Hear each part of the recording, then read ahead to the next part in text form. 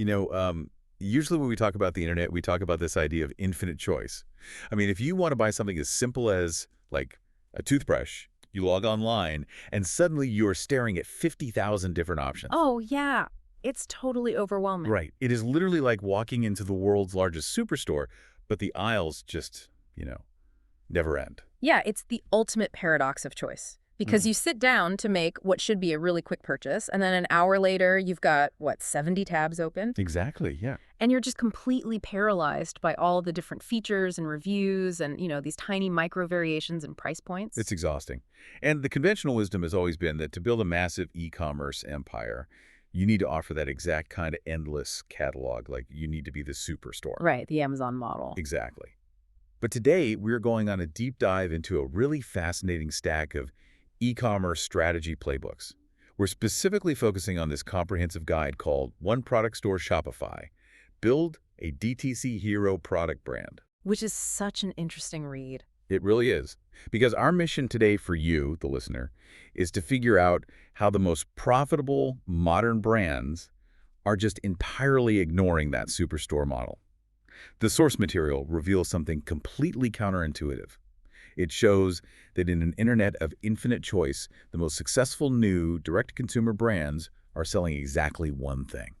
Yeah, and I know it sounds absurd at first, but the math actually proves the concept. If we just look at the baseline, the industry average conversion rate across all of e-commerce, meaning, the percentage of visitors who actually buy something, it's a dismal 1.4%. Wow. So wait, out of 100 people walking into the digital store, not even Wow. 2 of them actually make it to the checkout. Yeah, not even two. That is the harsh reality for most retailers out there.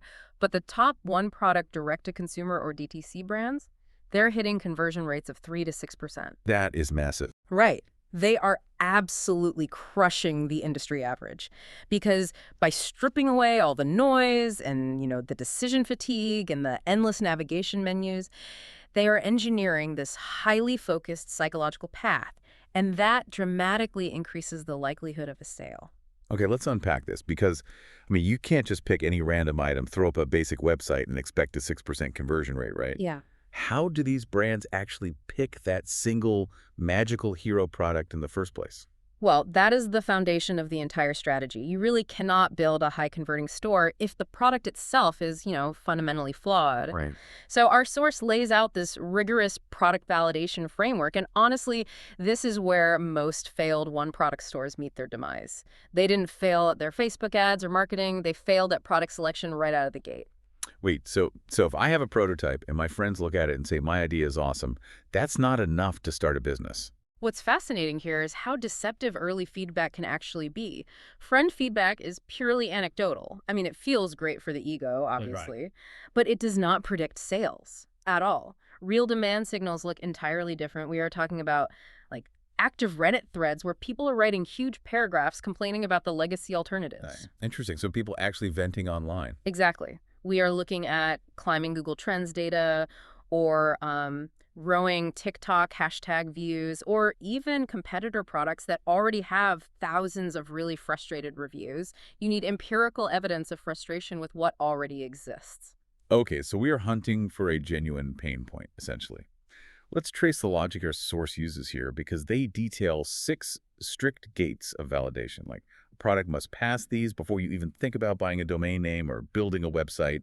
And that first gate is real pain. Yes, and we don't just mean physical pain, to be clear. We mean an inconvenience or a bottleneck that customers are already paying to solve, whether that's with money or their time or just clunky workarounds. How do you even measure that, though? Well, you validate this by conducting at least 20 actual buyer interviews. And you have to mine through 100 competitor reviews just to find those recurring complaints. That's a lot of upfront work. Okay. So let's say we find a pain point. But if the market is already crowded with clunky alternatives, how do we prove our new widget is the one they should actually buy? Well, that brings us to gate 2, which is demonstrable advantage. The golden rule here is that you have to be able to prove your product is better in a 15-second video. Wow. Only 15 seconds. Yep. Because attention is your absolute most scarce resource online. If it takes you 5 minutes of dense explanation to tell a stranger why your item is superior, they've already scrolled past you. Which makes total sense. Okay. Nobody has the patience for that on social media. Okay, so we have a product people want, and we can prove it works incredibly fast. But popularity doesn't pay the bills. How do we know this isn't going to just bankrupt us on ad spend? That transitions us perfectly into Gate 3. This deals with the really harsh reality of e-commerce economics, which is the margin floor. Okay. You need at least a 60% gross margin after landed cost of goods sold. Right. Just to clarify for anyone taking notes, landed cost means the cost to actually manufacture the item, package it, and get it all the way across the ocean or wherever, right to your warehouse. Right. You hit the nail on the head. Yeah. Yeah, it includes all the freight, the tariffs, everything. If your margin is any thinner than 60%, the cost of advertising on social media will instantly eat your entire profit. You'll be bleeding cash. Now, wait a minute. If you only have one product on your whole website, your customers aren't like browsing around, adding 3 other little things to their cart to boost the order value. How do you survive if they only buy from you once? Well, you are anticipating Gate 4 right there, which is repeat or referral potential. Because you only have one core item, it ideally needs to be consumable or require a refill, or at the very least be so share-worthy that the lifetime value of the customer grows past that very first order. That makes sense. Sort of like a razor and blades model or just something super viral. Exactly. And what happens when things go wrong? Because, people return things constantly online. It's just a reality. Which is exactly why Gate 5 is manageable returns. The source specifically says the return rate needs to be under 10% for your chosen category. Under 10%. That sounds tough for certain industries. It is. To hit this, you should actively avoid anything with complex sizing. Apparel and footwear are just notorious for this. Oh, yeah. I mean, if someone is buying a shirt, they might buy 3 different sizes. Just intending to return the 2 that don't fit perfectly? Right. I've totally done that. Most people have. But for a one-product store, that reverse logistics process paying for return shipping, inspecting the item, restocking it, it will absolutely bleed you dry. Wow. Okay. And finally, Gate 6, actually getting the product to their front door. Right. Gate 6 is shippable economics. The product needs to be light, durable, not heavily regulated, and it really needs to fit into standard parcel shipping rates. So no giant furniture. Exactly. If your product is a heavy, fragile glass vase, the shipping costs and the breakage rates alone are going to destroy your unit economics before you even start scaling. So the takeaway here is brutal but necessary. If your product cannot clear all 6 of these gates, you do not try to fix the problem by tweaking your Facebook ads. You just pick a different product. Yeah, that level of discipline is really what separates the operators who scale from the ones who just burn through their savings in 3 months. So let's assume we found it. We have the perfect hero product. It clears all 6 gates with flying colors. How do we present it to the world? Because the source material reveals that a one-product store does not use a traditional product detail page at all. No, it relies on an editorial-style landing page instead. The best way I can think about this, and tell me if this tracks, is going back to that superstore analogy from the beginning. Like, a traditional multi-product e-commerce site is like wandering through a massive department store. There are signs everywhere, escalators, 50 different departments, and you are entirely in charge of your own journey. A one-product store, however, is like an omakase sushi bar. Oh, that is a brilliant way to visualize it. Well, think about it. At an omakase restaurant, there is no menu. You don't get to choose between, like, the spicy tuna roll or the chicken teriyaki. Right, you just sit down. Exactly. You sit down, and the master chef expertly guides you through a single, highly curated, deeply intentional narrative path. You are surrendering to their expertise. That is exactly the underlying philosophy of what the source calls the 9-block landing page stack. It takes cold traffic. So people who have never heard of your brand, who are probably scrolling on their phones and highly skeptical, and it walks them through a very specific psychological sequence down the page until they check out. Okay, so walk us through the heavy hitters in that 9-block stack. If we are crafting this omakase experience for the customer, what are the most critical courses? Well, the single highest impact block on the page is the demo video. We are talking 30 to 90 seconds, auto-playing on mute, with big readable captions. And that sits right at the top. Right near the top, yeah. Because cold traffic wants to see the product in action immediately. Right. Right after that, you move into the PAS framework, which stands for problem, agitation, solution. Oh, this is classic copywriting. You don't just say, here's my product. Far from it. You describe the customer's pain in their own words. And then you actively twist the knife to make that pain feel urgent and frustrating. You really have to make them feel it. Exactly. And only after you have fully agitated the problem do you position your single product as the obvious, undeniable answer to that pain. But visitors are still going to be naturally skeptical, right? Which is why the source notes, the social proof bar, needs to be placed very early on the page. Yes, visitors need psychological permission to keep reading. If they don't see a high review count, or maybe some recognizable press logos, or a grid of photos from real customers right away, their brain just tells them this is a risky, unproven scam site, and they bounce. We also have comparison tables in this stack, which I found totally fascinating. You put your products side by side with the generic alternative. Right, but you do it to establish contrast. You don't do it to aggressively attack competitors. It's more about highlighting your unique value. Yeah. You also have a robust FAQ block, which handles objections before the customer even has to ask them. But here's a structural element that really threw me. The source calls it the header trap, and it involves completely stripping the website's top menu. Yeah, and it sounds like a massive mistake to anyone who has built a traditional website. Totally.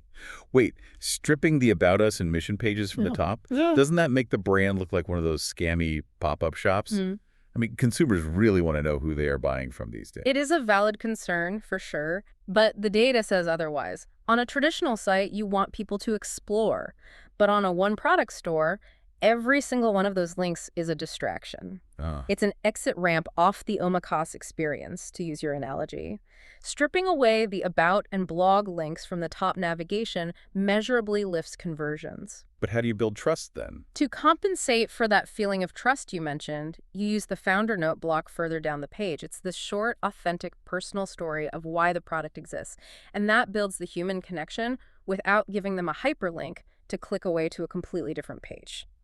It is just ruthless focus. Maximum 3 links at the top. Yeah. Shop, reviews, and contact. Period. And what's wild to me is how accessible this all is from a technology standpoint. I mean, you don't need a custom-coded website that costs $50,000. Not at all. You can just use the free Shopify Horizon theme, pair it with just 5 essential apps, things like Judge.me for photo reviews, and you're running the whole storefront on a $39 a month plan. The barrier to entry is practically zero right now. But there is a serious warning attached to that app bloat. Oh, right. Because it is so easy to install plugins, founders tend to add a dozen apps they don't actually need, and that slows down the site speed, which completely kills your conversion rate. You really have to audit your acts quarterly and ruthlessly delete anything that hasn't directly driven revenue in the last 30 days. Okay, so let's say the store is live. It looks beautiful, the page is optimized, and it costs almost nothing to run. Here's where it gets really interesting, because now we have to talk about the math of actually getting people to the site. Right, the acquisition side. Exactly. Let's say I'm selling my single hero product for $49. According to the source, if my customer acquisition cost, or CAC, meaning the money I pay to Meta or TikTok to get someone to buy, is $25, and my gross margin gives me $32 to play with, I'm only making $7 a sale. Yeah. That is the harsh reality of the math for cold traffic. If you're listening to this and doing the math in your head, you might be thinking exactly what I'm thinking. $7. That feels like I'm just funding Mark Zuckerberg's next mega yacht, not running a sustainable business. Is this just a volume game? Like, do I just need to sell 1 million of these widgets to make it work? Not at all. Volume on a $7 margin is incredibly fragile. I mean, one bad week of ad performance and you are deep in the red. So what's the fix? The secret weapon of the one-product store isn't volume. It is average order value, or AOV manipulation. But how do you manipulate order value if you literally only sell one thing? By using bundles and post-purchase one-click upsells. This is where apps like Reconvert really come in handy. Before the customer even finishes checking out or right after they hit the purchase button, you offer them a 2-pack or a 3-pack at a slight discount. Oh, I see. Because they have already cleared that massive psychological hurdle of deciding to buy, taking the bundle is a much, much easier yes. And the data on this is wild. The source says this reliably lifts AOV by 30 to 90%. Exactly. So suddenly your $49 order becomes a $70 or $90 order. And here's the magic. Your ad cost didn't change. You still only paid $25 to acquire that customer. Wow. So that $7 in profit becomes a clean $20 to $35 in profit per order. Precisely. That is how a single SKU business actually survives paid acquisition. That makes total sense. But acquiring those customers on Meta and TikTok means constantly feeding the beast. The source talks a lot about the creative treadmill. Yeah, because since the iOS 14 privacy updates a few years ago, targeting on ad platforms is largely automated. You really can't rely on hyper-specific audience targeting anymore. The creative asset, meaning the video or the image itself, is the only lever you fully control. It basically does the targeting for you.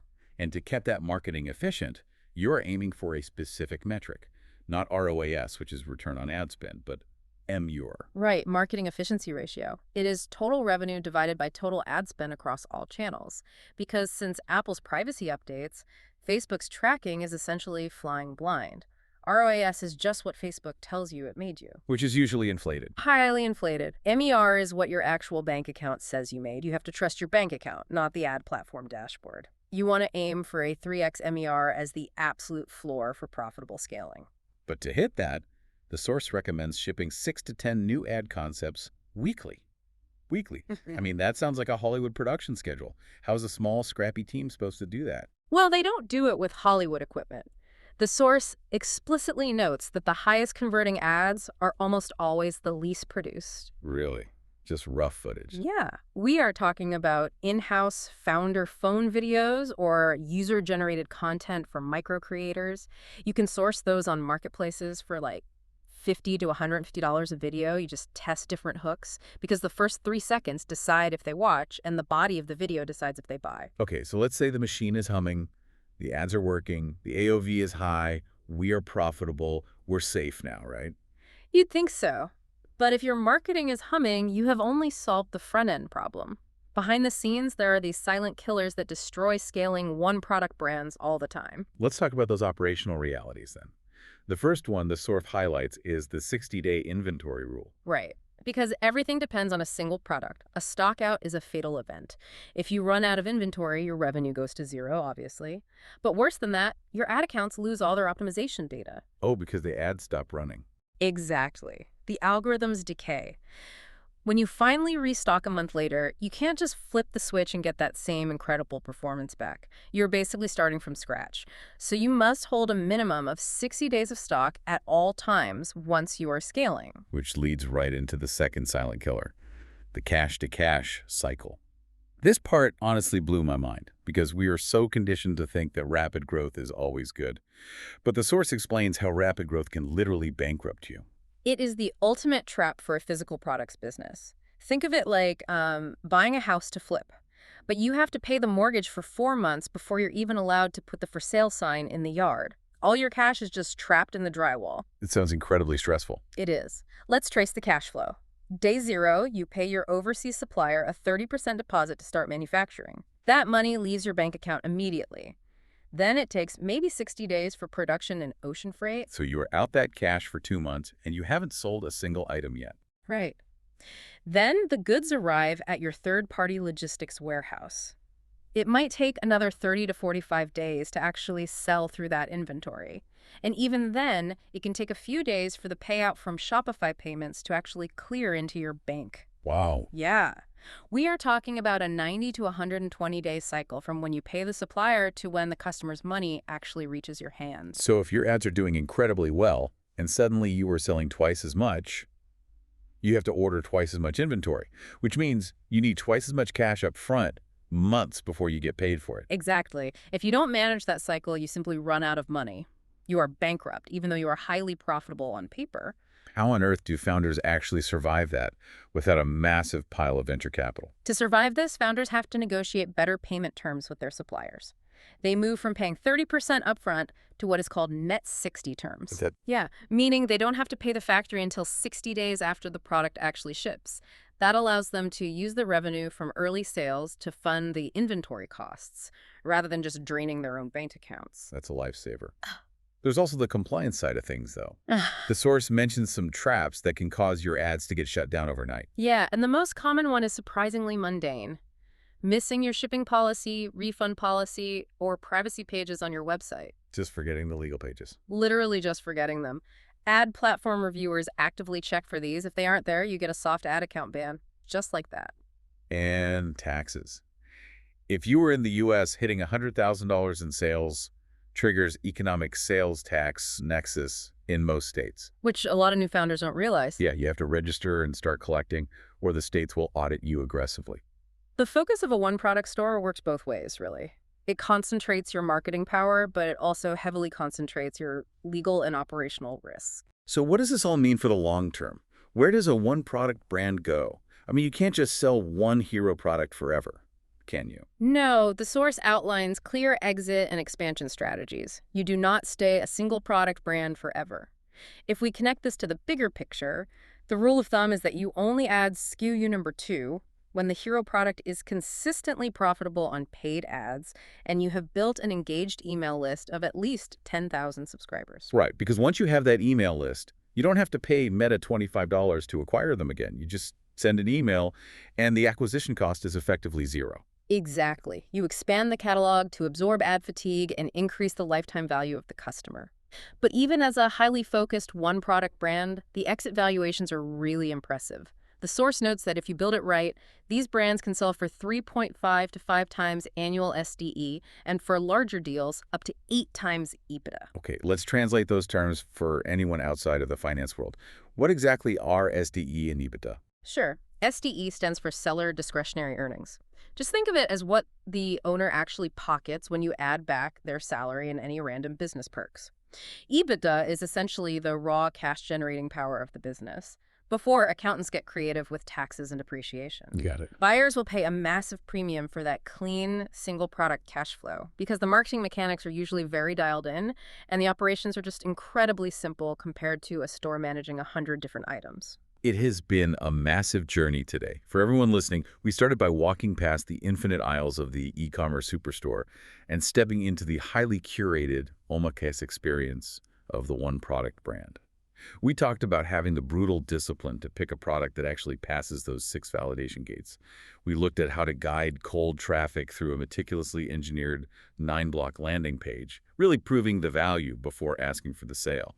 We broke down the math of surviving customer acquisition costs by engineering profitability through bundles, and finally we explored those hidden traps like the 60-day inventory rule and that grueling cash-to-cash cycle that you just have to manage to survive the scale. It's a lot to take in, but, this raises an important question, I think. The one-product store works because it forces intense operational discipline. You literally have absolutely nowhere to hide.